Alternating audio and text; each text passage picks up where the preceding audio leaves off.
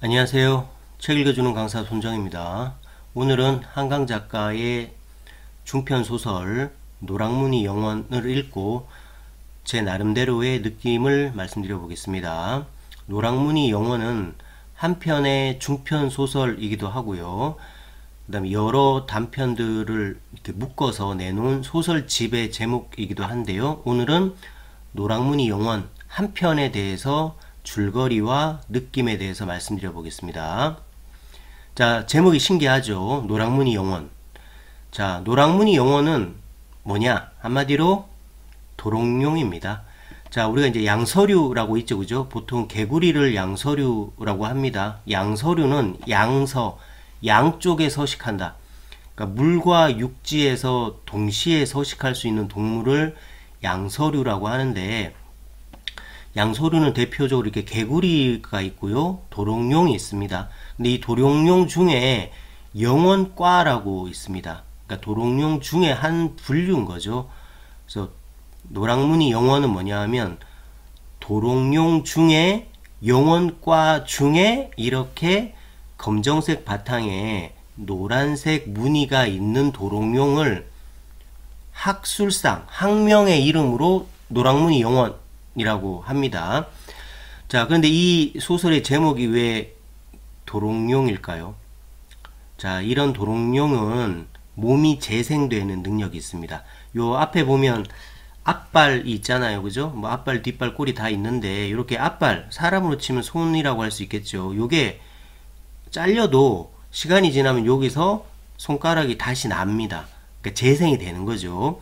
그래서 이게 여기서 무엇을 상징하냐 하면 상처받은 인간이 회복하는 거, 그거를 뜻합니다. 그래서 노랑무늬 영원이라는 제목은 그런 의미고요.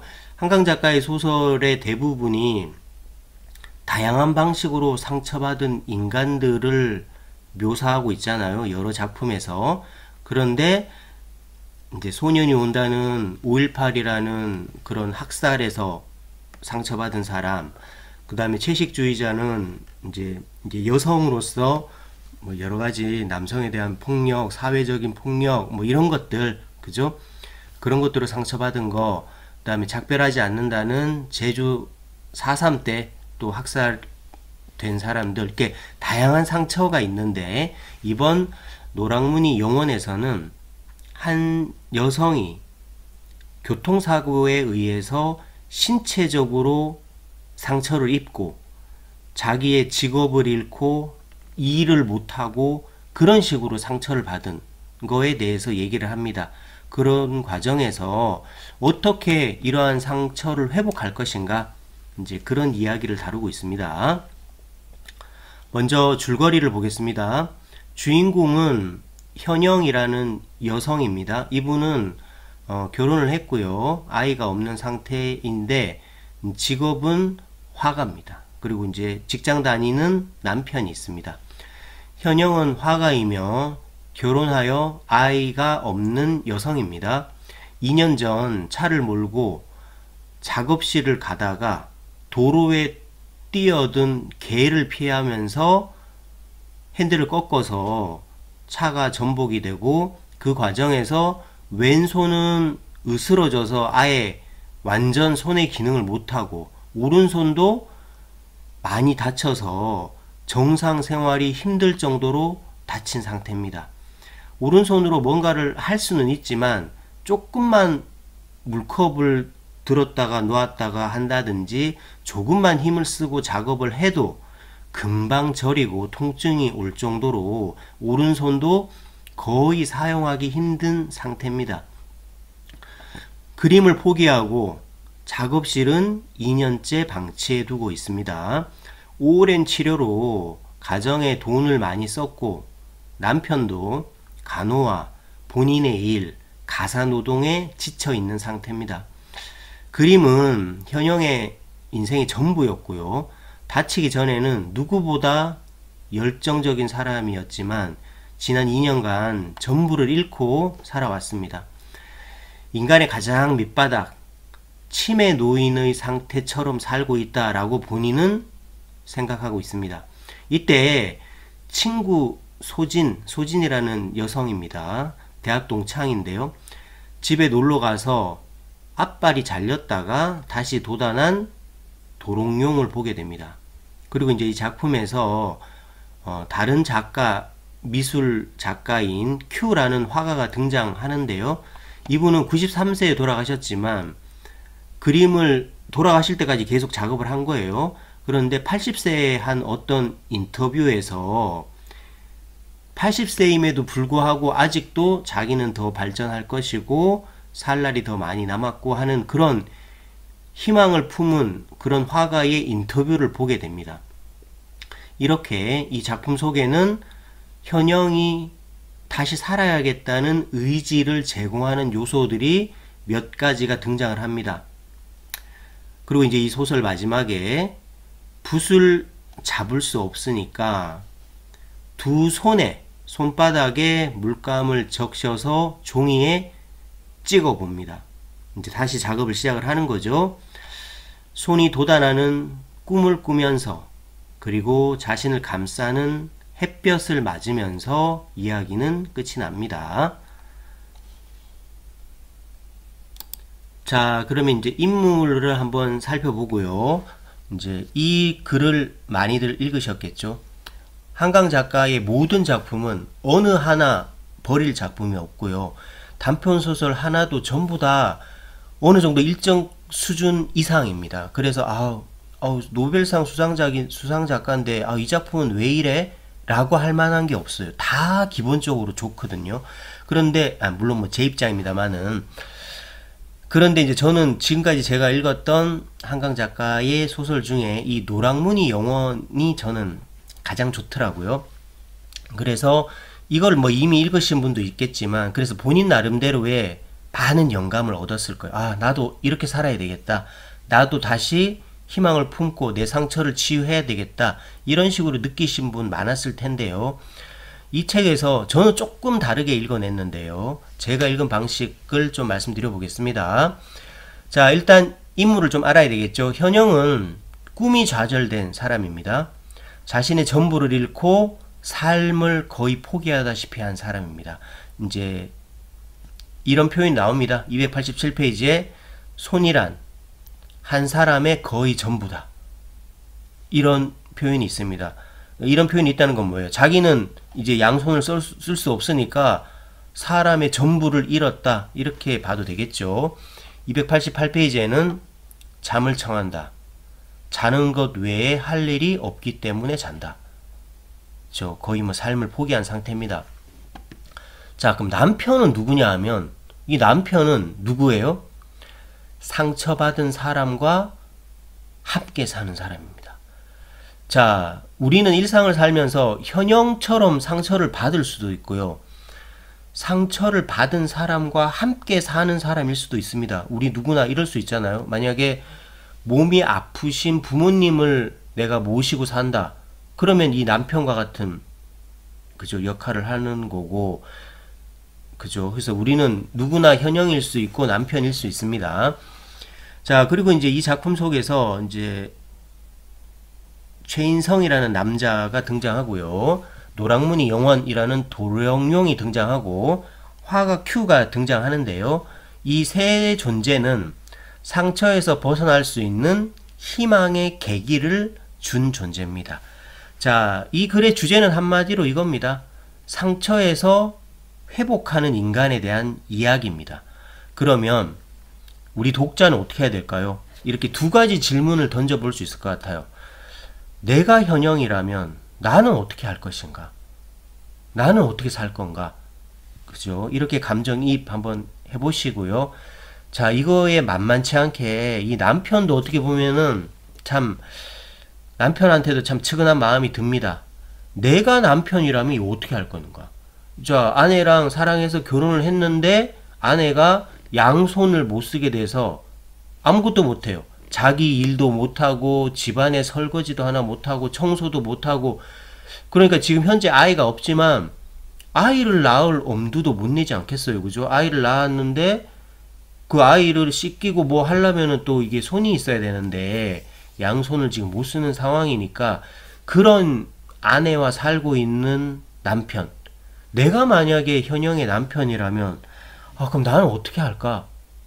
이런 것도 이 작품을 읽고는 한번 생각해 봐야 되는데, 저는 또 제가 남자니까, 제가 남자고 또 남편이고 또 제가 또 두 아이의 아버지기도 한데요. 저는 이 남편한테 좀 더 감정이입을 한번 해봤습니다. 이 작품에서.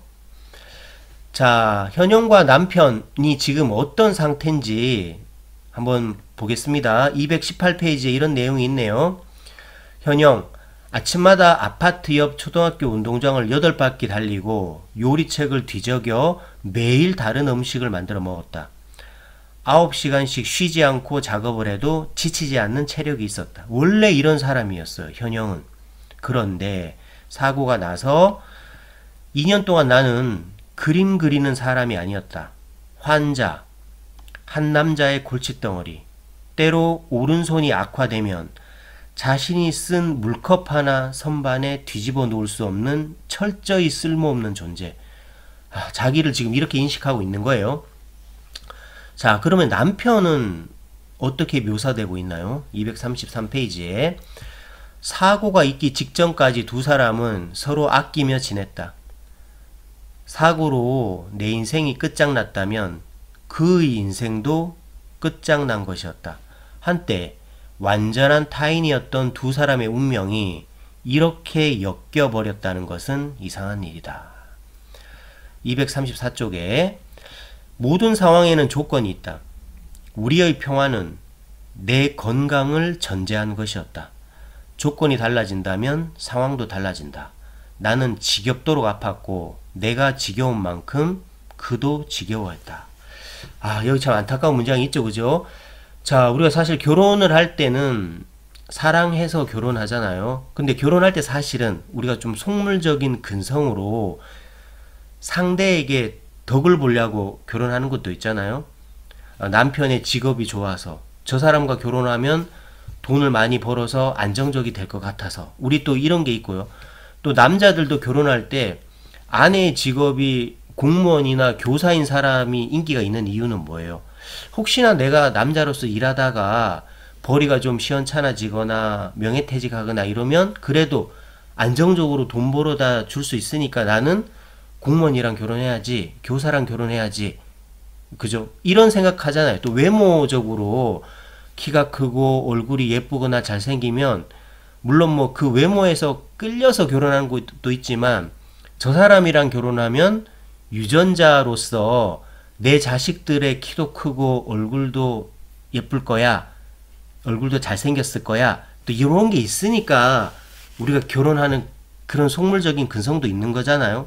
그런데 만약에 내 남편의 직업이 막 돈 많이 벌고 막 이래서 결혼했는데 결혼하고 조금 있다가 그 사람이 명예퇴직 당했다. 그때 나는 어떡할 건가요? 만약에 아내의 키가 크고 얼굴이 예뻐서 결혼했는데 그 얼굴 보는 즐거움도 있는 거잖아요. 그런데 결혼하자마자 막 사고가 나고 다쳐가지고 얼굴에 엄청나게 큰 흉터를 가지게 됐다. 그럼 그때 어떡할 거예요? 그럼 그때는 사랑하지 않을 건가요? 이런 거를 이걸 읽으면서 저도 한번 생각해 봤어요. 내가 만약에 남편의 입장이 된다면 상황에 따라 사랑을 할 건가? 조건이 달라지면 상황도 정말 달라지나? 내 아내가 다치고 말 그대로 쓸모없는 존재가 되어버렸다면 그럴 때 그럼 나는 어떡할 것인가? 나도 지겨워할 것인가? 저는 이런 점에 대해서 한번 반성하고 지금의 제 아내에게 더 잘해줘야 되겠다, 이런 생각을 저는 한번 해왔습니다. 그죠? 이런 느낌이 있고요. 자, 또 남편의 얘기가 좀 있습니다. 자, 오늘 손이 좋지 않아. 이렇게, 이건 뭐냐 하면 이 장면에서 아내가 먼저 일어나서 그래도 이제 오른손이 조금은 괜찮을 때는 간단하게 아침 식사도 준비하고 했었는데 오늘은 이거조차 안 될 것 같은 거예요. 그래서 오늘 손이 좋지 않아, 이렇게 말을 하니까 남편이 식탁으로 다가오려던 잠이 덜 깬 남편의 얼굴이 굳어졌다. 나를 보는 그의 눈에 책망과 미미한 경멸이 어렸다. 차갑고 지친 얼굴로 쌀을 씻어 밥을 앉혀 놓은 뒤 자신은 한술도 뜨지 않고 나간다. 자, 이 남편이 좀 야속하기도 하지만 이해도 됩니다. 그렇잖아요. 한 2년을 이런 식으로 자기가 밥도 하고 빨래도 하고 다 하고 그리고 또 자기는 출근하고 일하고 그죠. 늦게 퇴근했는데 또 집에 오면은 집은 뭐 아무것도 되어 있는 게 없고 또 집에 있는 돈은 또 병원비로 다 썼고 이런 상황이라서 물론 뭐 남편도 이해가 갑니다.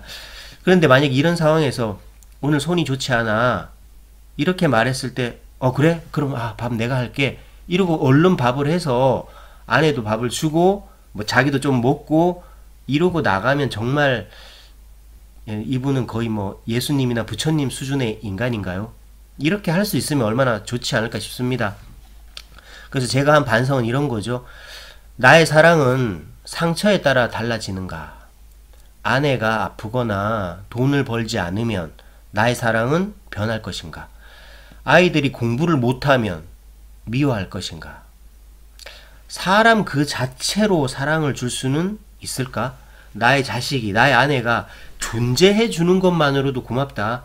만약에 부모님이 편찮으셔서 내가 막 병문안을 찾고 가야 되고 간호를 해야 된다 그러면 부모님이 돌아가셔서 병문안 갈 부모조차 없는 사람도 있는데 나는 이렇게 간호해줄 부모가 살아 계셔서 고맙다.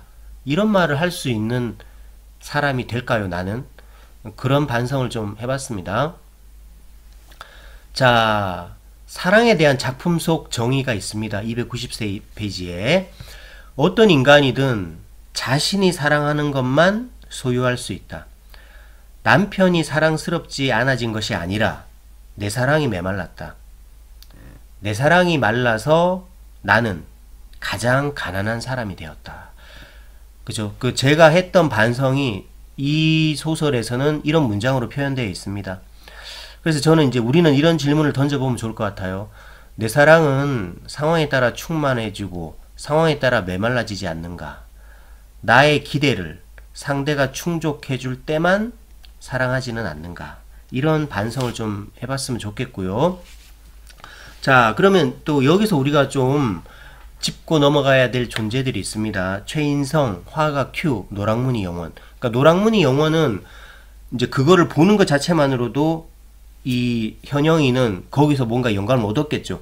와, 얘는 이렇게 발이 잘라졌는데 재생이 되는구나. 근데 자기는 상처를 받았는데 지금까지 재생을 못하고 있었잖아요. 그죠?